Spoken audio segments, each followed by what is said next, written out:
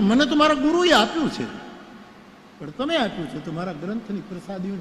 એમ શિવજીએ ભૂસુંડીને રામકથા આપેલી, પરંતુ કાલાંતરે લોમસ ઋષિએ પણ આશ્રમમાં કાગ ભૂસુંડીને રાખીને રામચરિત માનસ ભણાવ્યું પાછું. એ પણ એક ક્રમ છે. શિવજીએ આની રચના કરી આદિકાળમાં અને એ કાગ ભૂસુંડીજીને આપી. કાગ ભૂસુંડીજીએ ગરુડને આ કથા આપી, શ્રવણ કરે.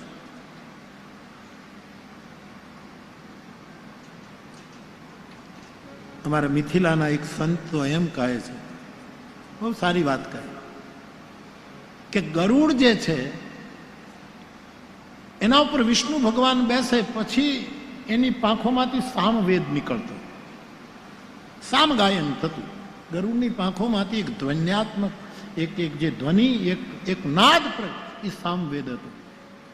પણ કાગભૂસુંડી જેવા બુદ્ધ પુરુષ પાસેથી એને રામકથા જ્યારે મળી ગઈ ત્યારે સામવેદની જગ્યાએ ઉડાન ભરે ત્યારે ચોપાઈઓ ઉઠતી હતી, એમાંથી ચોપાઈઓનો ધ્વનિ નીકળવા લાગ્યો હતો. આ ગરુડને મળી રામકથા.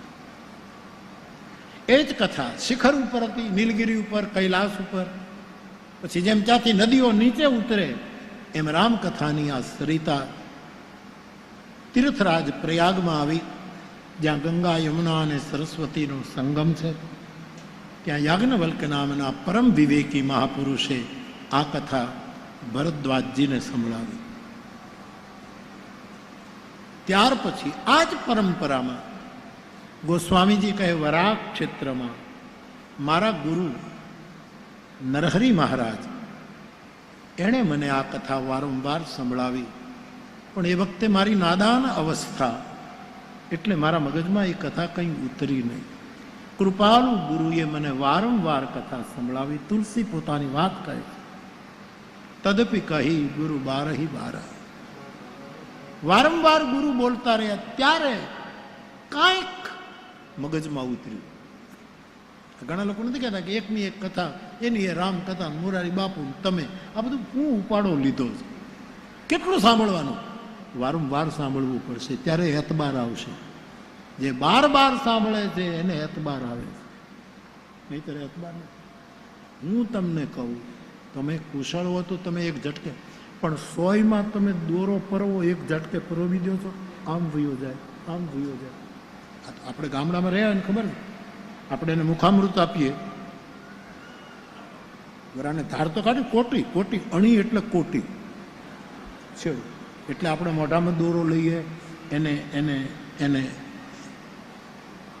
આપણું અધરામૃત આપીએ અને પછી એને એને ઓલું કરીને આપણે આમ પરો. તમે જોજો ને લગભગ આમ કોઈ માતા, કોઈ કુશળ હોય એમાં તો પહેલાં ધડાકે જ પરોવી લે, બાકી નહીં તો મારે, હું તો આપણે નાના હતા ને જ્યારે ફાટેલા કપડાં પહેરતા હતા ત્યારે આમ ગાજ બાજ પેલું થઈ ગયું ને કરવું હોય તો માં હોય આપે કે હું રસોઈ કરું, ભાઈ તું કરી લે ને. એટલે મારે તો ગોટો જ થતો, લગભગ આમ જ વહી જાય, દોરો આમ જ છે. પછી દોરા ઉપર ખીચ ચડે, કાં તો ઉપર વયો જાય, કાં તો આ વયો જાય, આમ જ થાય. વારંવાર જ્યારે આમ કરીએ છીએ ત્યારે દોરો મૂક. એમ ભગવાનની કથા વારે વારે સાંભળીએ છીએ ત્યારે એતબારનું મૂર્તિ પાકે છે. એ વખત તદપી કઈ, અને ગુરુ એટલો એટલો એટલો ધીરજવાન હોય છે કે વારંવાર રિપીટ કરે, વારંવાર કહે, વારંવાર. આને કહેવાય છે જ્યારે દોરો પરોવાઈ જાય એને હમઢિયાળું કહે છે, વીજળીને ચમકારે મોતી પરોવી દો. માટે વારંવાર, અને આ સિદ્ધ થઈ ગયું, લોકો વારંવાર સાંભળે જ છે. એ તો તમે કથા કરતા નથી, લગભગ આમાંથી અડધો મંડપ તો કથા કરી શકે એમ છે.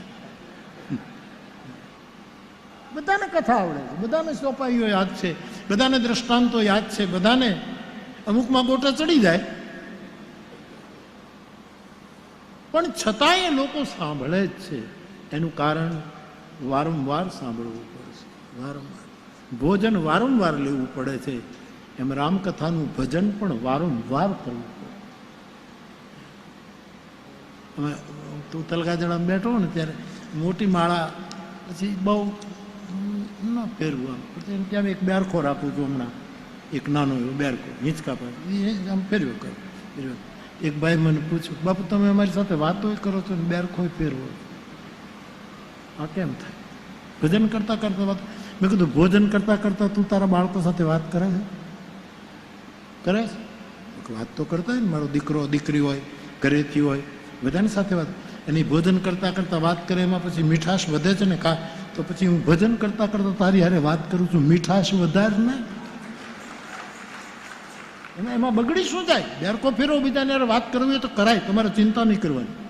બોલનારા તો આ જ ધંધો છે. અમુક લોકોને પરમાત્માએ આવો પોર્ટફોલિયો હોતો છે કે તમારે આ ધરતી નામક ગ્રહ ઉપર જઈને તમારે આવા જ ધંધા કરવાના, અને તમારે તમારું કુળ દીપાવવું, તમારે તમારી 71 પેઢીઓને ડૂબાડવી, તારવું એમ તો કહેવાય નહીં. ઘણા લોકો કહે તમે બેરખો ફેરવો અને પાછી વાત, પણ ભોજન કરતા જો વાત, આદમી સરખા સહેલીઓ સખાઓ ભેગા થઈ મધુર મધુર વાતો કરતા કરતા ભોજન કરે તો એમાં અમૃત વરસે. એમ બેરખો ફેરવતા ફેરવતા કદાચ વાતો કરો તો એમાં મધુરતા આવશે, એમાં ટીકા કરવાની કાંઈ જરૂર નથી. બેરખા ચાલુ રાખો. તમે જુઓ આ દ્રશ્ય જુઓ, ઘણા મહાપુરુષ, આપણે તો કોઈ મહાપુરુષમાં ગણીએ નહીં, આપણે તો બધા સાથે હોઈએ, પણ ઘણા માણસોની પાસે મેં જોયું છે આટલા ઉંમરમાં, ઘણા માણસો ઘણાની પાસે બેઠા ને બધા ધ્યાનમાં જ બેઠા, કોઈ બોલે નહીં, કોઈ ચાલે નહીં, બધા ધ્યાનમાં. હા બધું કોઈ ક્યારેક ક્યારેક આંખ ખુલ્લા કરી પાછું બંધ કરી દે.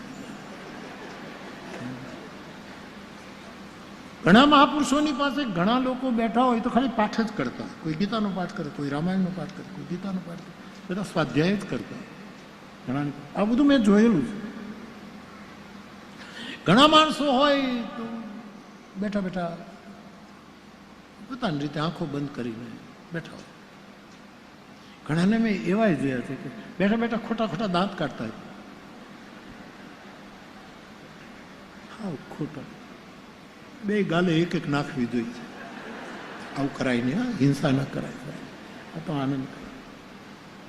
મારે શું થાય કે અમે તલગાજોડા બધા, આપણે તો એક સરખા બધા એક જાણના માણસો છીએ, આમાં કોણ મોટું કોણ નાનું. પણ મારે મેં જોયું મારી પાસે આજુબાજુ બેઠો બધા બેરખો જ ફેરવતા હોય, નહીં મને ગમે, ગમે. ચાલુ રાખજો. હું અયોધ્યાની કથાથી બોલું છું, બધું છોડવું હોય તો છોડી દેજો. ભગવાન તમને 150 વર્ષના કરે અને પછી આ કાયા છોડવી પડતો છોડી દેજો, પણ કથા નહીં છોડતા.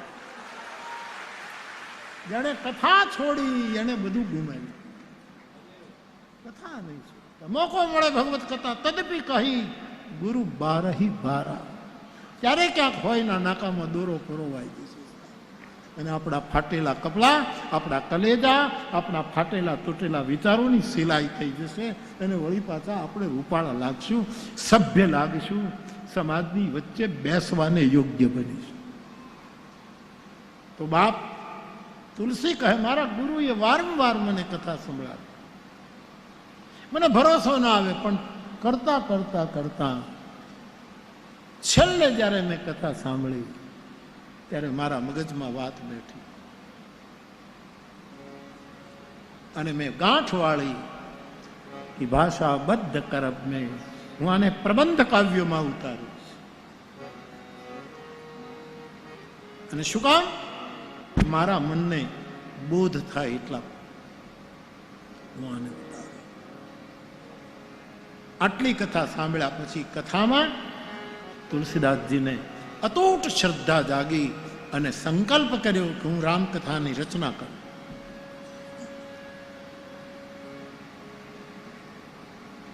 શ્રદ્ધાની વ્યાખ્યા શું? આ તુલસીને જે શ્રદ્ધા પ્રગટી, શિવજીના ઘરમાં શ્રદ્ધા ત્યાં આવીને પરણ્યા. આ શ્રદ્ધા એટલે શું? ગીતા તો 3 પ્રકારની શ્રદ્ધાની વાત કરે છે. ત્રિવિધા ભવતી શ્રદ્ધા. તુલસીદાસજી સાત્વિક શ્રદ્ધાને પ્રધાનતા આપે છે. શ્રદ્ધાની વ્યાખ્યા શું? સ્વામી રામ સુખદાસજીએ બહુ સરસ વ્યાખ્યા. શ્રદ્ધામાં ગળે ઉતરી જાય. આટલા વસ્તુમાં વિશ્વાસ રાખવો એનું નામ શ્રદ્ધા. સ્વામી રામ સુખદાસજી વાક્યો એના મને ગમે છે એટલે વહેંચું છું. મકરંદભાઈ કહી ગયા છે, ગમતાનો કરીએ ગુલાલ. આપણને જે ગમ્યું હોય, આપણને જે મળ્યું હોય એને એને એને એનો ગુલાલ કરવો.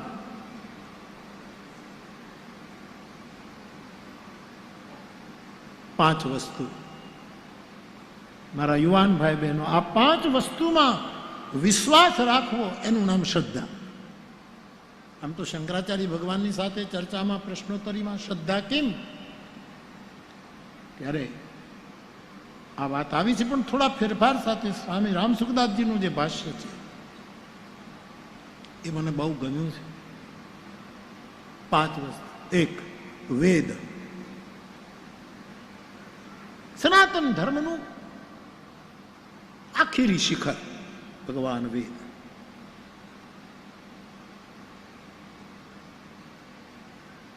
એક મોટો વડલો હોય સાહેબ, એને કેટલી વડવાઈઓ નીકળે, અને કાલાંતરે વડીઓ એક એક વડવાઈ એક એક વડલા જેવી થઈ જાય, અને વડલાનું મૂળ શું છે એ આપણને ખબર ન પડે. એવો ઘેઘૂર કોઈ કબીરવાડ, કોઈ શાંતિ નિકેતનનું બનિયાન ટ્રી, અથવા તો મારા પ્રયાગનો અક્ષય વટ, અથવા તો કૈલાસનો વિશ્વાસ વટ જે ભગવાન શિવજી જ્યાં બેસે, અથવા તો કાગભૂસુંડીના નીલગિરી પર્વત ઉપર જે વટની નીચે બેસીને કથા. આ બધા ઘેઘૂર વટ. વડ એટલે વડેરો, એનાથી મોટો કોઈ નહીં, એનાથી કોઈ આગળ નહીં.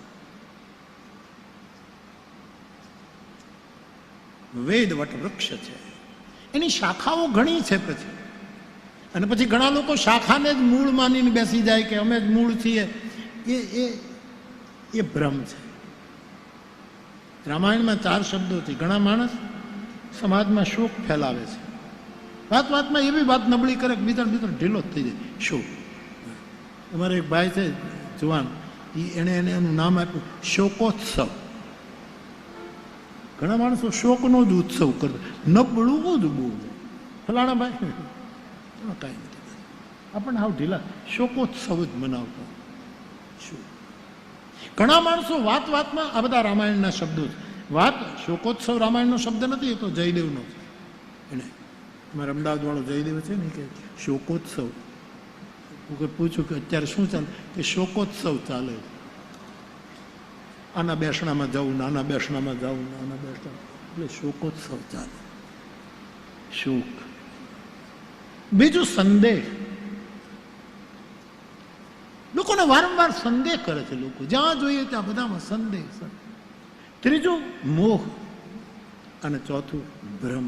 આ 4 વસ્તુ, શોક, મોહ, સંદેહ અને ભ્રમ, આ મને ને તમને આપણી ગાડીને પાટે નથી રહેવા દેતા. એક યુગ પછી, એક જન્મ પછી ભગવાન શિવે આ સર્ટિફિકેટ પ્રમાણપત્ર આવ્યું. હે પાર્વતી, શોક મોહ સંદેહ ભ્રમ મમ વિચાર. પછી હવે તમારા મનમાં શોક નથી, સંદેહ નથી, મોહ નથી, ભ્રમ નથી. હવે હું તમને રામકથા કહીશ. આ 4 શબ્દ બ્રહ્મનું ભાવાંતર કરવું ગમે એવું. તો બાપ, વારંવાર ભગવત કથાનું શ્રવણ કરવાથી એતબાર જાગે. તો સ્વામી રામસુખદાસજી કહે છે, વેદ સનાતન ધર્મનું મૂળ તત્વ. બીજું, વેદના જે દર્શનો ઊભા થયા, ક્ષણાંગ, ખટ દર્શન, જેને આપણે શાસ્ત્ર કહીએ છીએ, તો રામસુખદાસજી કહે વેદ શાસ્ત્ર. ત્રીજું, મહાત્મા. કોઈ પણ મહાત્મા ખાલી વેશ ન હોય તો એ સાધુ છે, કોઈની ટીકા ન કરવી, એ સાધુ છે. આપણે શું લેવા દેવા છે? ઘણા લોકોને કહે ને આ લોકોને કઈ કામ નહીં, આવ નવરાશ ને મફતનું ખાવું. કોઈ મફતનું નથી ખાતું, હવ પોતપોતાનું નસીબ લઈને આવીને ખાય. અહીંયા છે ને આ ચેતન નથી ખવડાવતો, હવનો પ્રારબ્ધમાં પ્રસાદ લખ્યો છે, એ અહીંયા ખાવા. સૌનો આ નિયમ છે, મફતનું કોઈ નથી ખાતું. આટલામાં વિશ્વાસ રાખો. એક તો વેદમાં, મૂળ તત્વમાં, મૂળ સનાતન ધર્મ. વડવાયું ઘણી છે અને એનું મૂળ થડ ક્યું છે એ ભૂલાઈ જાય એવી વડવાઈઓ મજબૂત બને. આપણે ઘણા વડલા જોતા હોય બહુ મજબૂત હોય, એવા સમયે વેદ, શાસ્ત્ર અને ત્રીજો કોઈ મહાત્મા પુરુષ, કોઈ સાધુ સંત, એમાં વિશ્વાસ રાખો. પ્રણામ કરીને જય સિયારામ કરવામાં આપણું શું જાય છે? હું ગાતો રહું છું, સાધુ ભેખને નિંદે એને ધીક છે. આપણે ક્યાં ક્યાં એની સાથે જીવન કાઢવું છે, એની સાથે જ રહેવું છે, ક્યાં એના ચેલા તો. પણ કોઈ સાધુ છે, તિલક કરીને માળા લઈને ફરે છે, એ જે હોય તે, એના ઉપર આપણે શંકા ન કરવી. વેદ, શાસ્ત્ર, મહાત્મા અને ત્રીજો આપણો બુદ્ધ પુરુષ સદગુરુ, એના ઉપર. અને ચોથો પરમેશ્વર. વેદ, શાસ્ત્ર, મહાત્મા, સદગુરુ અને પરમાત્મા, એના ઉપર પ્રત્યક્ષ પ્રમાણ જે કહેવાય કે આ મારા પ્રત્યક્ષ પ્રમાણ છે મારા વિશ્વાસનું, એ પ્રત્યક્ષ પ્રમાણની જેમ વિશ્વાસ રાખવો, એનું નામ શ્રદ્ધા, એનું નામ શ્રદ્ધા. તો તુલસી કહે છે, અનેક વાર કથા સાંભળ્યા પછી મારો ભરોસો દ્રઢ થયો અને મારા મનને બોધ થાય, એટલા માટે આ ગ્રંથને મેં ભાષાબદ્ધ કરવાનો નિર્ણય કર્યો. માઢ રાગમાં નિર્ણય કર્યો.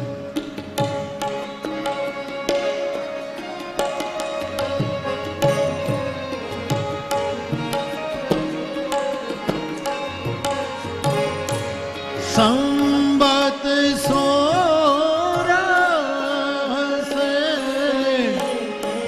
એકતી કરવું કથા હરિપદ ધરિસી નવમી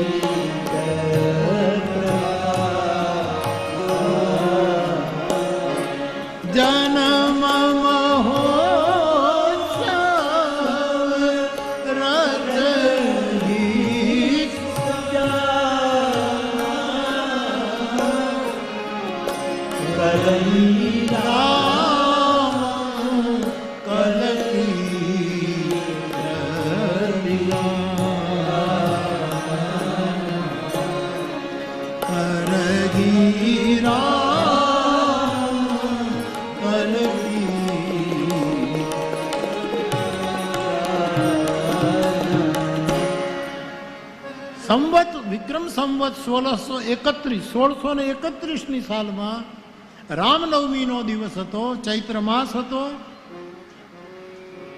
અને ત્રેતાયુગમાં ભગવાન રામનો જન્મ થયો. ત્યારે જે દેશકાળ, ગ્રહ નક્ષત્ર જે બધું ભેગું થયું હતું ત્રેતાયુગ, એ કળિયુગમાં 1631 સાલમાં રામનવમીને દિવસે બધું ભેગું થયું. આ સંયોગ થયો. તુલસી કે અયોધ્યામાં 1631 રામનવમીએ બપોરના 12 વાગે આ ગ્રંથનું પ્રકાશન. ઘણા લોકો આપણે ગુજરાતમાં હતા, એના 12 વાગી ગયા છે. 12 વાગ્યા એ મૂળ રામ જન્મના 12 વાગ્યાનો સંકેત છે. એના 12 વાગ્યા બહુ સારા શબ્દોમાં કે એનો એનો એનો એનો મધ્યાહન તપે છે. હવે એને 12 વાગ્યા. તો આ ગ્રંથનું પ્રકાશન અયોધ્યામાં થયું. રામચરિત માનસ આ નામ છે, આનું નામ રામાયણ નથી. બધા આપણે રામાયણ કહીએ, તુલસીકૃત રામાયણ બરાબર છે, શું બરાબર, અંતે રામાયણ જ છે. પણ આ ગ્રંથ જે લઈને આપણે વાતો કરીએ છીએ એનું નામ છે રામચરિત માનસ. રામચરિત માનસ એ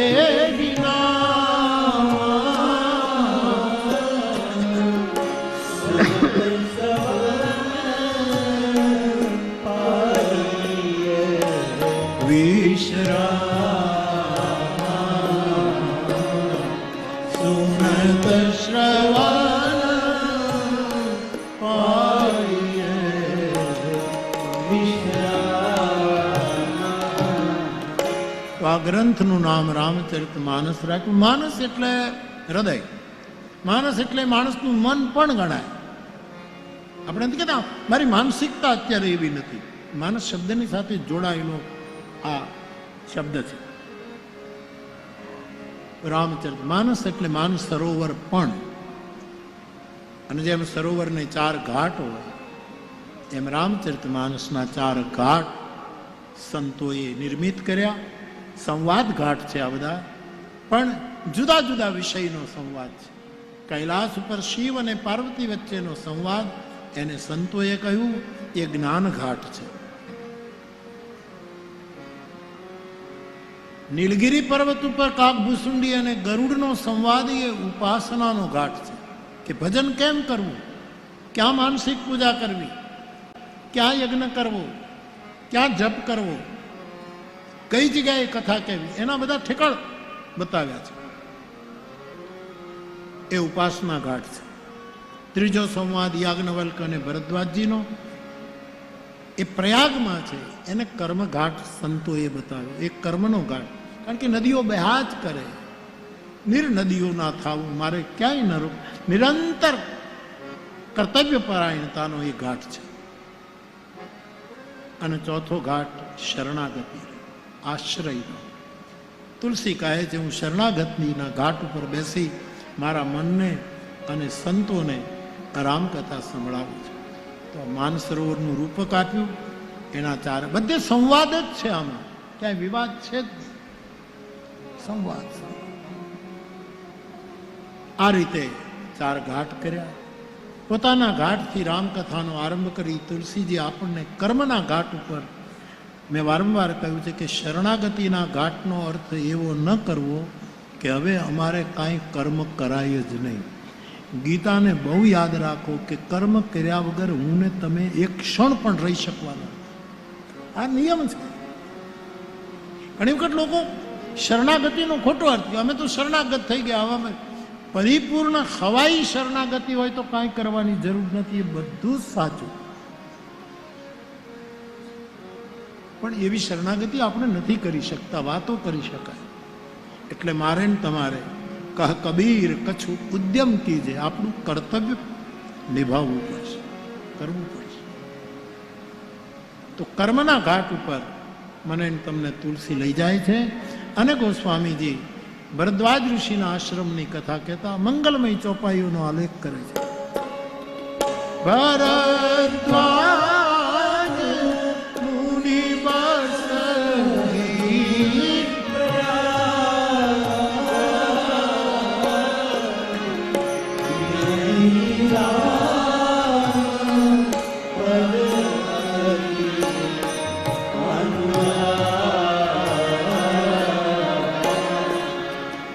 ભરદ્વાજ મુનિ બસહી પ્રયા. બસહી નો અર્થ થાય છે જ્યાં રહે છે કાયમ. બસહી મીન્સ ત્યાં રહે છે, ત્યાંનો આશ્રમ. અને રામાયણમાં જ્યાં બસહુ શબ્દ આવે છે તો ત્યાં સંકેત છે, ત્યાં રહો, ત્યાં રહી જાઓ, ત્યાં રોકાવો. બસહુ બસહી મીન્સ તમે જ્યાં છો ત્યાં જ રહો, તમે સતત ત્યાં નિવાસ કરો. ભરદ્વાજ મુનિ બસહી પ્રયા.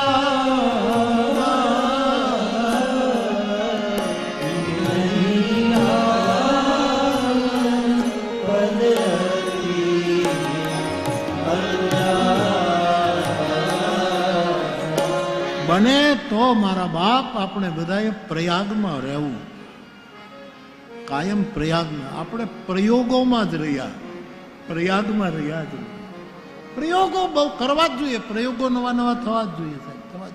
આજે નવો સૂરજ પ્રગટાવવાની સુધી ફૂલસાબનો એક રિપોર્ટ હતો કે નવો સૂરજ આપણા રાવળ સાહેબ એને લેખ લખેલો. રાવળ હમણાં જ મને કંઈક રાજકોટમાં એક ભૂમિપૂજન કરાવવાનું છે, એટલે વિજ્ઞાનની મને આમ ગમે બધું કે અત્યારે વિજ્ઞાન એમાં કાંઈક ન સમજાય એવી વાત હોય તો હું એને પૂછું કે સાહેબ આ નવો સૂરજ ઉત્પન્ન કરવાની વાત છે, એનું શું? હમણાં તલગાજડ આવે એટલે મેં પૂછ્યું કે આ શું આમ મોટો ગોળો ઊભો કરશે, કેટલો ઊંચો કરશે, આપણે સહન તો કરી શકશું ને? કે એ ગોળો જો સૂરજનો હોય તો પછી કેટલા એસી લગાડવા પડશે કથાના મંડપમાં, મેં કીધું આ શું છે? પછી એણે કીધું, બાપુ આ જે સૂરજ છે ને આટલા હજારો વર્ષ પછી ધીમો પડી જવાનો, અને આ સૃષ્ટિને રાખવી હોય તો આટલી ઉષ્ણતા, આટલું બધું, અને એમાં અરબો ખરબો, એણે મને બધી વાત સમજાવી કે આટલું બધું એટલે પ્રયોગો તો થવા જ જોઈએ ને થઈ રહ્યા, પણ પ્રયાગ નથી થતો. પ્રયાગ એટલે સમન્વય, પ્રયાગ એટલે સંવાદ, પ્રયાગ એટલે સેતુ, એકાબીજાને મળવાનું, એકાબીજાને મળવાનું. પ્રયોગો થવા જ જોઈએ પણ પ્રયાગ નથી. દુનિયામાં દરેક પ્રકારના પ્રયોગો થાય. મારી વ્યાસપીઠ પણ તમારા શુભકામનાથી કેટલા કેટલા પ્રયોગો કરી રહી છે, છતાંય હેતુ છે પ્રયાગ, સમન્વય. વેદની અંદર કોઈ પણ શબ્દ આવે સાહેબ તો એનો એક ઋષિ હોય, એનો છંદ હોય, એનો દેવતા હોય. આ સમન્વય નામનો એક શબ્દ સમનસ્ક પરથી આમ તો આવ્યો. વિદ્વાનોનું જે વાત કહું, સમનસ્ક, એક મનના બધા જે માણસો ભેગા થાય એ સમન્વય કરી શકે. એક રંગાન ઉજળા, જેને ભીતર બીજીને ભાત, એને વાલી દવલી વાત કહેજે દિલની. સમન્વય, સમન્વય, સમન્વય. અને સમન્વયનો દેવતા આપણા ગ્રંથોમાં છે મહાદેવ. મહાદેવ જેટલો સમન્વય કરે છે એવું કોઈ નથી કર્યું. એની આજુબાજુનું આખું વાતાવરણ શિવજીનું, કૈલાસ સમન્વયની ઊંચાઈ છે, સમન્વયની શીતળતા છે કૈલાસ, સમન્વયની શ્વેતતા છે કૈલાસ, સમન્વયનો સંવાદ છે કૈલાસ. આ સમન્વયના દેવતા, જેમ દરેક વૃક્ષના દેવતા હોય એમ શબ્દના પણ દેવતા હોય, એનો છંદ હોય. આ બધું આપણે ત્યાં વૈદિક પરંપરાનો વિસ્તાર છે. સમન્વયના દેવતાનું નામ છે ભગવાન શંકર.